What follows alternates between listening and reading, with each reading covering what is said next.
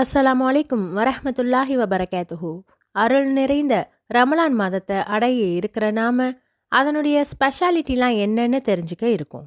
இந்த விஷயங்களை நாம் வாழ்க்கையில் தெரிஞ்சுக்கிட்டோன்னா உண்மையிலேயே வரக்கூடிய ரமலான ஸ்பெஷலானதாக, சிறப்புமிக்கதாக, அதிகமான நன்மையை அடையக்கூடியதாக நம்மளால் நிச்சயம் மாற்ற முடியும். அதுக்காக தான் உங்களுக்கான 10 டிப்ஸுகள். அதில் முதல் விஷயம், 9வது மாதமான இஸ்லாமிக் கேலண்டரில் 9வது மாதமான இந்த ரமலானை வரவேற்க நாம் மனதளவில் தயாராக இருக்கணும். அந்த சிறப்பான ரமலானை அடையிறதுக்கு நான் பாக்கியம் செஞ்சுருக்கணும், அதனை அடையிற பாக்கியத்தை எனக்கு கொடு அப்படின்னு இறைவன் கிட்ட கேட்கணும். 2வது விஷயம், இந்த சிறப்பான அருள் நிறைந்த ரமலானுடைய மாதத்தை அருளாக கருதணும். இதை அடையிறது மிகப்பெரிய பாக்கியம் அப்படின்னு சொல்லி அதில் நல்ல அமல்கள் நிறைய செய்யணுங்கிற பிளானை நமக்குள்ளே கொண்டு வரணும்.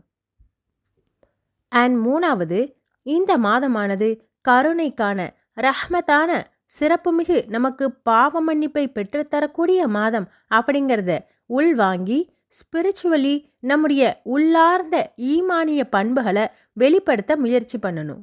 4வது விஷயம், அல்லாஹ் தன்னுடைய திருமறை குர்ஆனை இந்த மாதத்துல தான் இறக்கி வச்சான் அப்படிங்கிறதுனால இந்த திருமறை குர்ஆனை அதிகமாக ஓத முயற்சி பண்ணணும். இந்த திருமறை குர்ஆன் பூமியில் மட்டும் இறக்கப்பட்டதில்லை, வானலோகத்துக்கே அல்லாஹு தஆலா இறைவனுடைய இறை தூதர் முஹம்மது நபி ஸல்லல்லாஹு அலைஹி வஸல்லம் அவங்கள வரவழைத்து லைலத்துல் மெராஜ்னு சொல்லப்படக்கூடிய அந்த இரவில் குர்ஆன்லேயே ரொம்ப பெரிய சூறாவான பக்கராவில் ரொம்ப முக்கியமான வசனமான கடைசி 2 வசனங்கள் சிறப்பான முறையில் அவங்களுக்கு அருளப்பட்டிருக்கு. அப்படிப்பட்ட வசனங்களை உள்ளடக்கிய திருமறை குர்ஆனை அதிகம் பயன்பாட்டில் புழங்கணும் அப்படிங்கிறத உள்ளத்தில் நினைவு கூறணும். 5வது விஷயமா, லைலத்துல் கத்ர் அப்படிங்கிற பவர்ஃபுல்லான நைட் எந்த அளவுக்குன்னா 1000 மாதங்களை விட, 1000 நாட்கள் அல்ல, 1000 மாதங்களை விட சிறப்பான ஒரு ஸ்பெஷலான டே இந்த ரமலானில் வருது அப்படிங்கிறத நினைவு கூறணும்.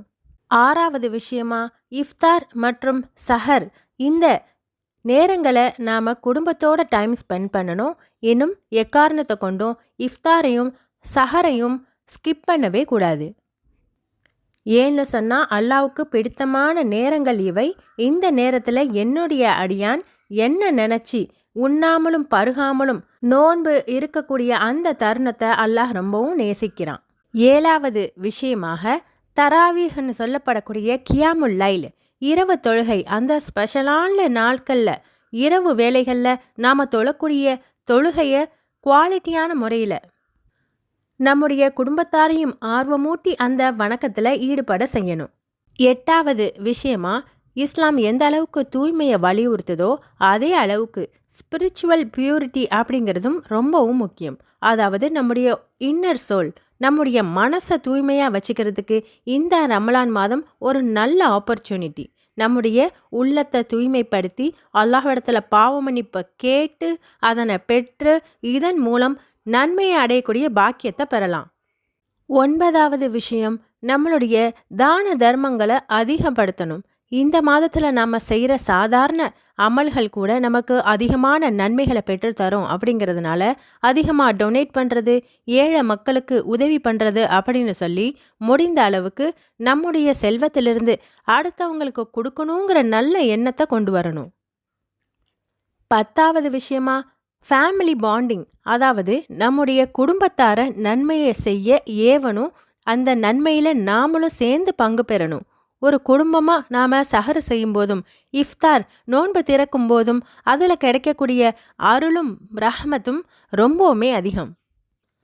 குடும்பத்தோடு மட்டும் இல்லாமல் நாம் வாழக்கூடிய சொசைட்டியில் இஸ்லாமிக் கம்யூனிட்டியை சேர்ந்த நாம் எல்லாரும் சேர்ந்து இஃப்தார் நிகழ்ச்சிகளில் பங்கு பெறும்போது இது ஒரு நல்ல நன்மையின் பாண்டிங்கை நமக்குள்ளே ஏற்படுத்தும். ஆக இந்த 10 டிப்ஸை நம்முடைய மைண்டில் ஸ்டோர் பண்ணுறதின் மூலம் நாம் ஈஸியாக நன்மையை அடைஞ்சு இந்த ஸ்பெஷலான மாதத்தில் அதிக நன்மைகளை பெற வாய்ப்புகள் அதிகம்.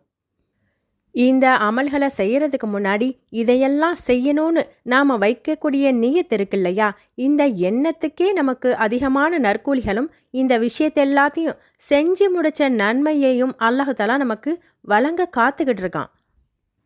ஸோ சிறப்பான ரமலான் அடைய இன்னைக்கு நல்ல மைண்ட் செட்டுக்கு வருவோம்.